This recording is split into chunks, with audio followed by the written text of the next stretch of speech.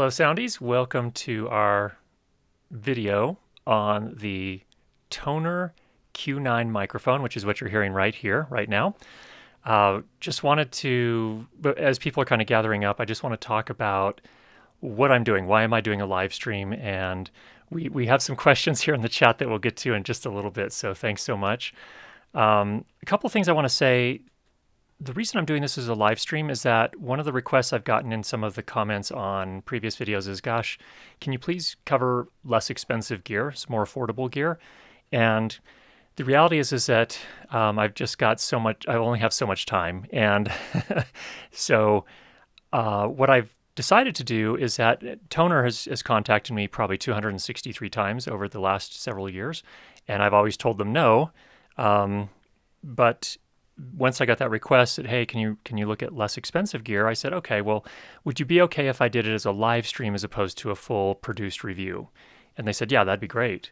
So the thinking here is that here's the reality. When I produce one of my regular weekly videos, that takes between 15 and 25 hours of work. So there's no way I can continue to do that kind of review on, and do multiple a week. So anyway, so what I thought I'd do is, okay, at least this way I can spend an hour and a half, 2 hours working with it, get some kind of initial impressions and do a live stream. Live streams are much easier to produce in terms of the amount of time invested. So that's what we're doing here today. And again, you're hearing it right now. So let me just kind of run through my impressions here. Again, this is with like an hour and a half to 2 hours of working with it earlier today. First of all, it's a $70 USB microphone. You're seeing it here. And in fact, let's go to our overhead camera really quickly. There's the boom arm, and here's the mic. Just so you can get a look at that. You can see the one thing, we have a blue LED here that indicates that we are live. It's actually picking up sound. If I press and hold this rocker switch, which is a plus and a minus,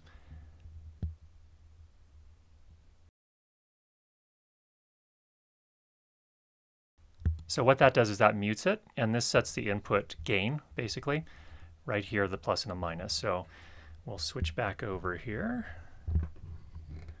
And it comes with actually comes with a lot of things. And actually, that's probably one of the, I guess probably the highlights of this microphone is it comes with the microphone itself, of course. It comes with a foam cover, which you see right here.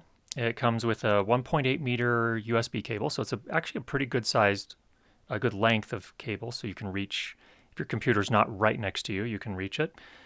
It comes with this metal and elastic shock mount, which you can just barely see here. Whoa! Almost pulled that right out of the desk stand here. There's the shock mount. We'll get through this together, people. Stick with me. Let's see here. We also have the spring boom stand. So this is actually connected to the desk. There's a little clamp that kind of squeezes your desk and holds it on there nicely. And it does a pretty nice job. It didn't mar the desk. Or it may be on the bottom, but I don't think so. And on the top, definitely not. So that's good. And the clamp can fit desks up to 1.7 inches thick or 4.5 centimeters thick. So it can fit probably most desks. If you've got a massive slab desk thicker than that, you're probably not buying microphones like this. And then, of course, it also has, which we don't have on right now, there is also this pop filter, which you can attach to the boom arm. And I didn't really find it to be really necessary. You guys tell me out in the chat there if, if you're hearing a lot of plosives. When I say the letter P or B, Peter Piper picked a peck of pickled peppers. Or, as Bandrew says, please bring pizza pronto. All right. So in terms of what it's sending to the computer, it is a USB-B connector on this side and USB-A on the other side. So it connects into your computer with USB-A. It's sending a 16-bit, 48 kilohertz audio stream. So it has its own inbuilt amplifier, preamplifier, and analog to digital converter, and that sends it directly to your computer. And so it just shows up as another input device on your computer. Now, what it does not do is it does not show up as an output device. There is no headphone jack on this microphone. So if you're going to be doing Zoom calls or any sort of online calls, then you will plug the headphones into your computer and get the audio back from that. So in your calling app, whatever you may be using, Skype, you would choose the microphone as the input or the microphone, and you would choose your computer's headphone playback as the speakers, if you will. All right, just taking a look here at my notes. So as I showed you before, it is nice that there's a physical controls to control the input gain. So I like that. It is so you don't have to go digging around in the operating system to find where the settings are and so on and so forth. You just use the buttons here to increase or decrease the gain. I like that. It's also nice that it doubles as a mute switch, so you have to long press it, either up or down. Doesn't matter which one, but if you long press it, and it's kind of a long press. It's actually like 4 seconds. You saw it earlier there. Maybe not 4 seconds. It just seemed like a long time. Maybe it's a couple seconds, but it takes a while for it to engage. So it's not like on, like a Go XLR where you have this cough button. What do they call it? The cough button or the sneeze button, where you can quickly just tap, press it and hold it and, cough or sneeze or whatever you need to do. So this one's not quite that convenient, but it's nice that they have a mute at least. The one thing about this switch is it's kind of hard to get to because of the way that it fits into the shock mount. So the shock mount's nice. I mean, it's nice that there's a shock mount. I'll go ahead and tap on the boom arm here a little bit just to see if that carries through.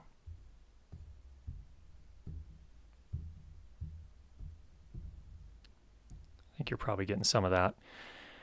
So as a shock mount, does all right, I think, based on what I was hearing earlier. So that's okay, but what is weird about it is it's really high in this shock mount, first of all, and second of all, you have to basically mount it as high as it can go so that you can still access the switch. So that's a little bit awkward. It's like they didn't totally think that through, but it is what it is there.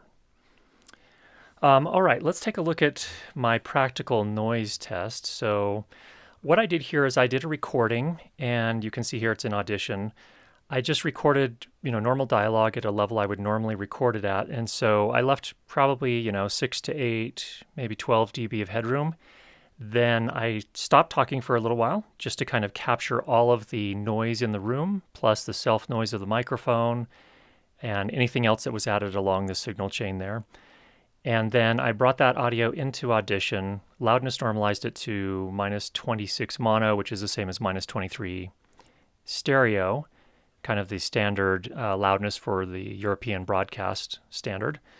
And then I measured and I put this in air quotes, the silence section. And that came out to a max RMS of about -60 and an average RMS, I think, of around -70. So it's not the quietest, that's a measure of a lot of things, granted. It's not just self-noise, but it also kind of, I think, represents the dynamic range of the microphone, the self-noise of the microphone.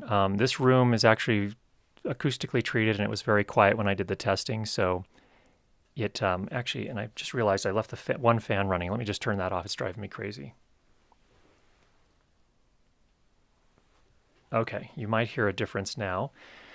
So, oh, go ahead and put Sir Lancelot's on the screen. So first ever Judd video that I can't listen to. This mic sounds awful to me. I'm sorry, Sir Lancelot. From the bottom of my heart, I am sorry.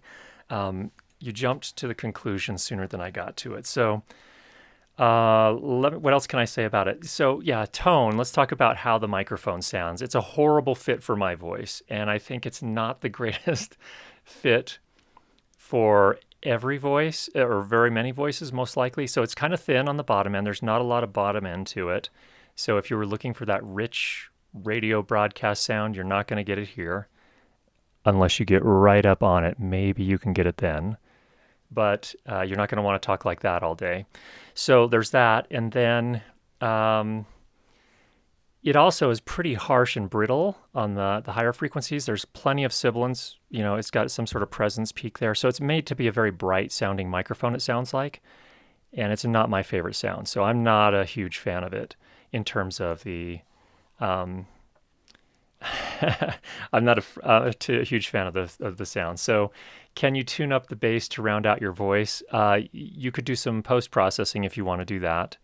But if you're going to use it for live streaming, yeah, you can use an EQ. There's nothing in the mic itself to help you with that, though, so you're on your own. Let's get this mic to Mike Delgadio. Maybe it would sound awesome on his voice, because I don't think I've ever heard his voice sound awful. His voice always sounds great. So we got some mixed results here. Some people say, oh, here Guitar Hero says sounds great on my laptop speakers. So there you go. I think what you'll find is that if you compare it right next to another one, let's actually do that. So this is, before we switch over, 1 second, let me just show you, let's go to the overhead camera here again. So a few months ago, we looked at this. Let's get it in focus here. This is the Fifine T669 or something. So let's go ahead and switch over to this and let you hear this for a bit. Okay, so here's the Fifine instead. And first of all, you need to talk into the correct side of the microphone. So this is what this one sounds like. This one's coming in a little hotter. Let me just adjust. It has a volume knob, not a gain knob. They're definitely appealing to people that don't know a lot about microphones, which is fine.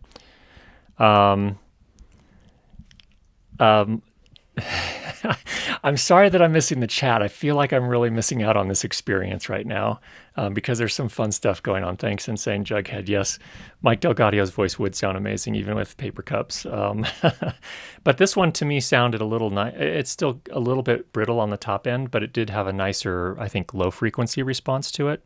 So anyway, so this is the Fifine. And actually, this one is, I think at the time I reviewed it back in May, it was $63. This one runs $70. This came with basically all the exact same set of accessories. It had a boom arm that attaches to your desk, foam cover, and a pop shield. And so it's like I guess the difference was, it actually had a regular stand adapter, plus it also had a shock mount, I believe. So anyway, it was, or maybe it doesn't, maybe it didn't have a shock mount. Maybe that's the difference and why it's $63 instead of $70. So anyway, let's switch back over to the Tonor. Okay, back on the Tonor. One question that Alan Williams asks here, Mr. Sound Speeds, can you read us the manual? That's actually, I'm glad that you brought up the manual. It is one of the better manuals from a Chinese manufacturer that I've heard, so that's a positive. I actually could understand it. It looks like they actually got it. They have it in several languages, but the English part was understandable and readable.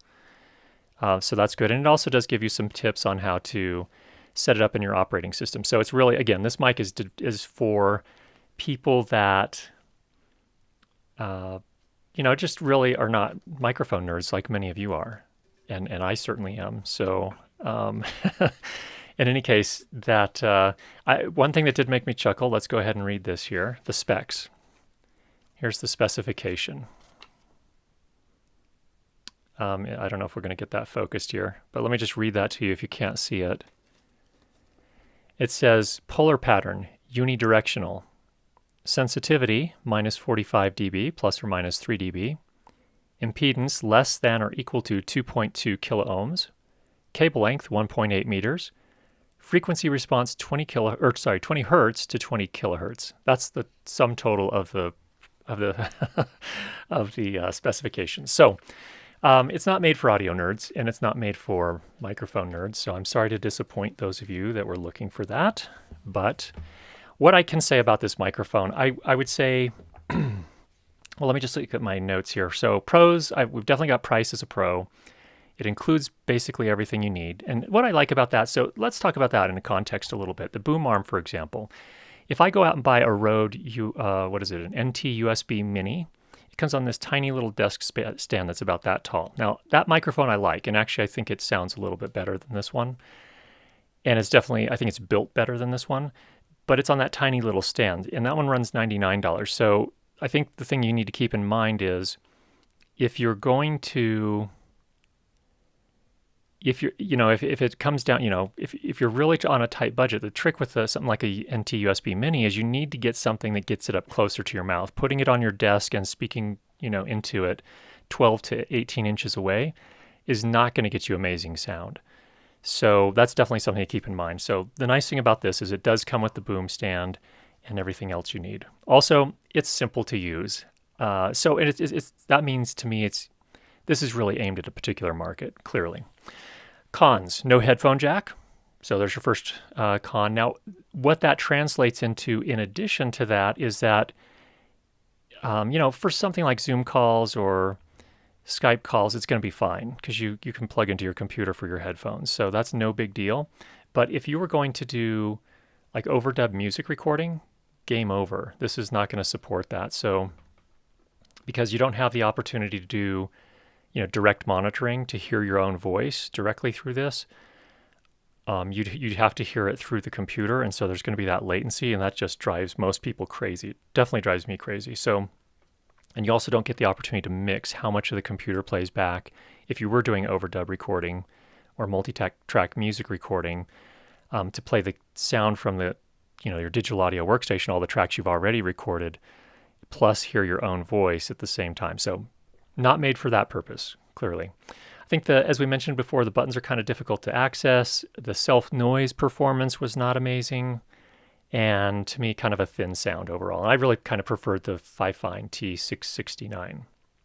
So anyway, so those are my thoughts on this particular microphone. Let's go ahead and take a look at the chat here and see if we have any amazing insights. Actually, there's one very common question. Let's go ahead and put that up. So Podcastage and actually Guitar Hero asked this, both of you, what happened with the Zoom podcast review? So this is the PodTrack P4 that went up last weekend.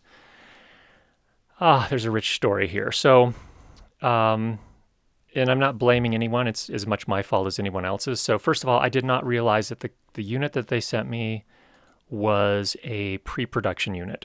So the idea was that I was going to work on, that I wasn't really supposed to do a full in-depth review with it, but I was going to work on a video with B&H and just kind of do an overview, walk through what the features are.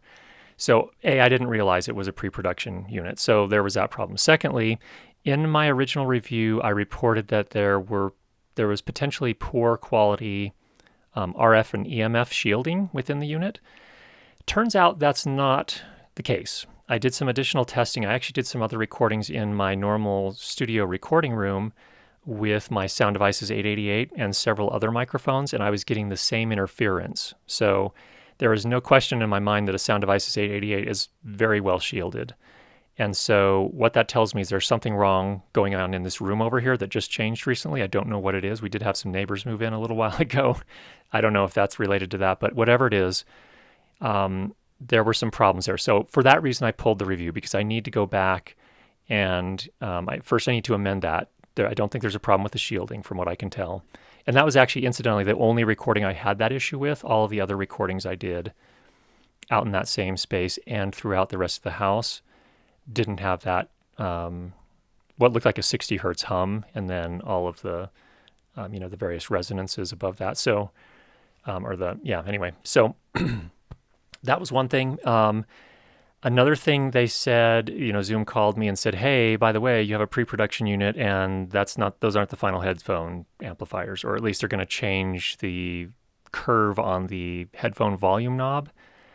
I don't know if that'll change the, how much hiss you get in those headphones. And it depends so much on which headphones you're using. So there's just a lot there. So I said, you know what, I said, okay, I'm going to pull that down and I'm going to redo that review once I get an actual shipping version of the PodTrack P4. So I don't want to mislead people. So my mistake on a couple of things there. First of all, on the RF shielding issue. So in the end, that, at worst case, the headphone jacks are still not that great, but it's still, my final take on the PodTrack P4 at this point is pretty amazing device. No, really amazing device for $200. Well, pretty amazing device. Let's say that. And very much worth the $200, I think, if you are a podcaster. It's not made for filmmakers, really. So if you are a filmmaker and you're planning to feed audio to your camera, I just don't think that's a great option. So I wouldn't hold on to it for that. So anyway, that's the long answer. So let's go ahead and see what else we've got over here. Do you have the ZDM1 still on hand? Would love to hear that in comparison or just get your opinion of it. Okay, ZDM1 I can talk about. We did use that in the PodTrack P4 review. My wife actually spoke into it in the little podcast demo that we did. And I spoke into it as well. It didn't make it into the review, but the reason Short version, I don't love that microphone. It's cheap and it does its job, but it didn't sound as rich, and it didn't have the rich low end to it. So it wasn't I guess if you don't want a lot of low end, then it could be a fine microphone. But just to me, it didn't sound like typical dynamic broadcast microphones. I don't know if that's good or bad, but to me, it didn't seem like the number one choice, at least for my voice. Okay. Rational Acoustics Smart License? Huh? I don't know what to say. Sorry. Okay.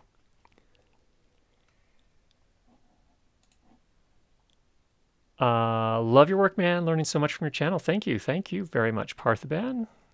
I hope I said that right. How does it compare to something like the Q2U? I don't actually have the Q2U, and I've never spoken through it, but I have heard a lot of people use the Q2U. And the Q2U, to me, it's a very different sound. So first of all, dynamic microphones, to me, typically have a very dynamic sound to them. They often sound like broadcast microphones, and a lot of times they have a really rich low end to them, and you work up on them pretty close, and that's a great sound, I think, if you want that sound. If you want more of an NPR news kind of sound, that's not the microphone you want. But I actually, if I were going to buy one, I'd probably buy the Q2U over this, for sure. They're not apples to apples, but that's my initial thought. ASIM, can you reduce mic gain on the mic and then increase gain on your sound interface? It will be a good test. Well, this is not plugged into an interface. This is everything right here. So it's a USB mic. It's doing the conversion, the amplifying all right in here. So I mean, like you could lift the digital gain, but I guess we could do that. No, we're actually already at max, so I don't think we can. Okay. Sound speeds. Nice silver play button. Thank you. And thank you for your support on that. Any thoughts on the Motu M4 versus the MixPre 3? I haven't had a chance to use the Motu. I would love to. I don't know if Bandrew's still here, Mr. Podcastage. I think you reviewed that one, if I'm not mistaken. Is there an M2 as well? I don't remember if there's an M2 and an M4. In any case, I know that Bandrew Podcastage has reviewed the Motu, the newest Motu, the little 2-input one. So if that's the one, I'd forgotten the model number on that, but if that's the one, he's got a great review. I would definitely take a look at that. Let's get Rollins up here. So this is interesting. So Rollins says NPR uses RE20s, which are dynamic microphones. Interestingly, I thought I'd heard an interview with one of the engineers at NPR who once said that they were using U87s, and they sit quite a ways back from them, at least a foot, often more back from them, to get that sound. Maybe things have changed. Oh yeah, and there goes Bandrew. He says that the M2 and the M4 are amazing interfaces. I don't know how to compare them to a MixPre. I think a MixPre is very much made as a field recorder. You can use the MixPre, of course, as an audio interface as well. But, all right. Rational Acoustics makes a software program called Smart. Did I say it right? Smart. It can compare frequency curves between mics. Oh, okay. That's definitely worth a look. Rational Acoustics. Make a note of that.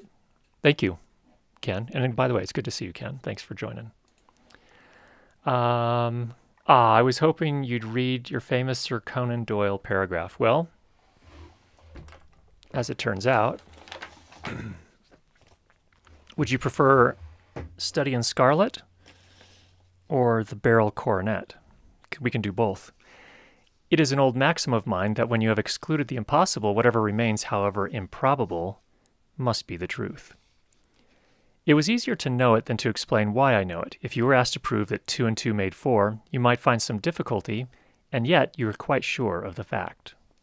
Incidentally, for anyone that didn't recognize those, so those are Sherlock Holmes from Arthur Conan Doyle, and the reason I read those is that they're out of copyright, so I can use that without getting a copyright strike. All right, what else have we got here? Let's get Bandrew's there.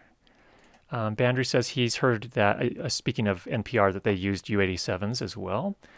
Some Call Me Tim says NPR uses U87. When they moved into larger studios, NPR started using the U87 exclusively.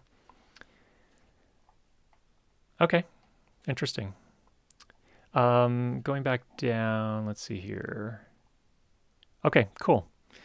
If you have any questions that you want to address here, go ahead and put @CurtisJudd. All right. Can you read Confucius since using Chinese mics? I don't really know any Mandarin or Cantonese, so probably not. Not at least in the original. I'd have to read the English translation. I'm not sure how well that holds up, so we'll see what we can do there. Thank you. Less audio, more tech. Which plugin do you use to display messages? It's awesome. Tonight we are using Ecamm Live. It is a Mac-only live stream encoding app, and it's a subscription model, so it costs money. Can't remember. It's less than $10 a month, I believe. We don't use it all the time. I actually use my A10 Mini Pro to live stream in most cases now, but I'm using it here because we're using a USB microphone. So I can't connect a USB microphone to my ATEM switcher. So that's why we're using Ecamm tonight. But yes, the comments, that is one feature I really like, is the comments.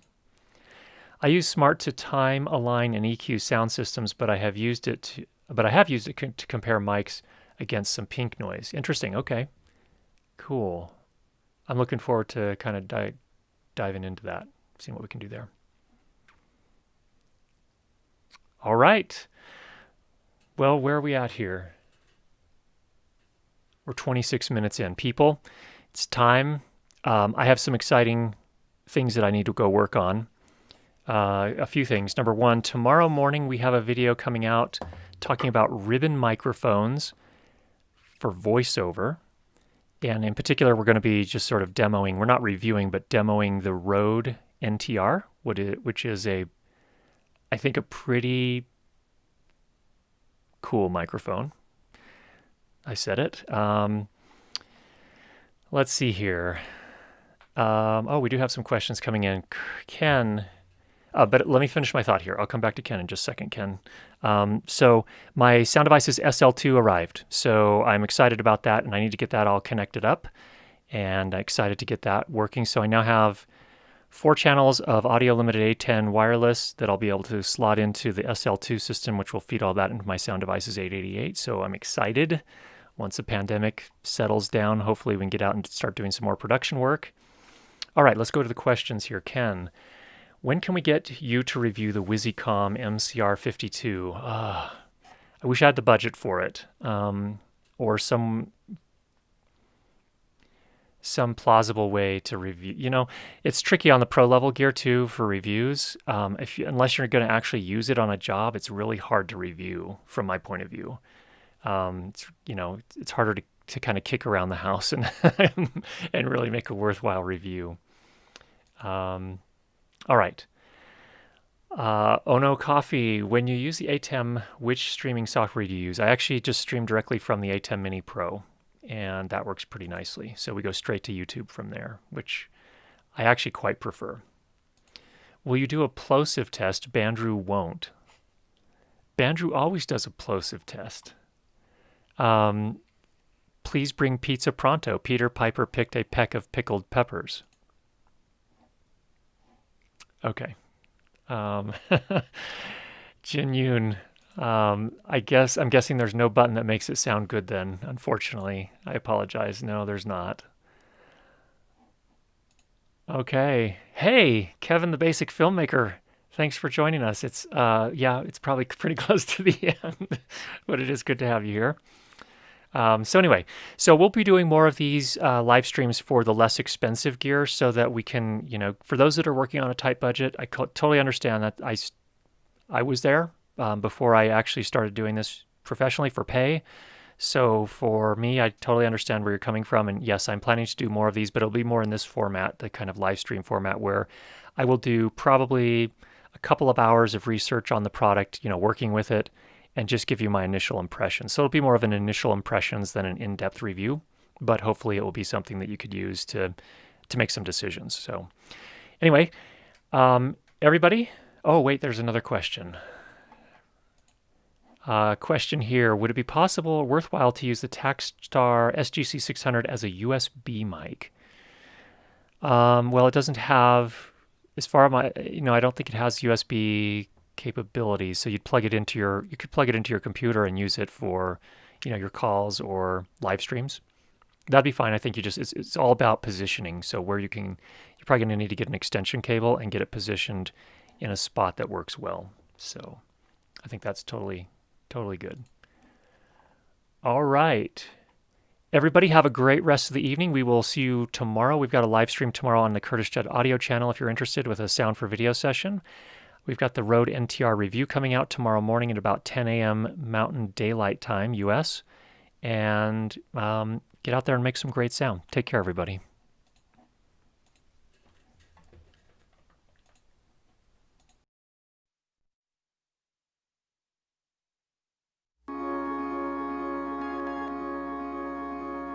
You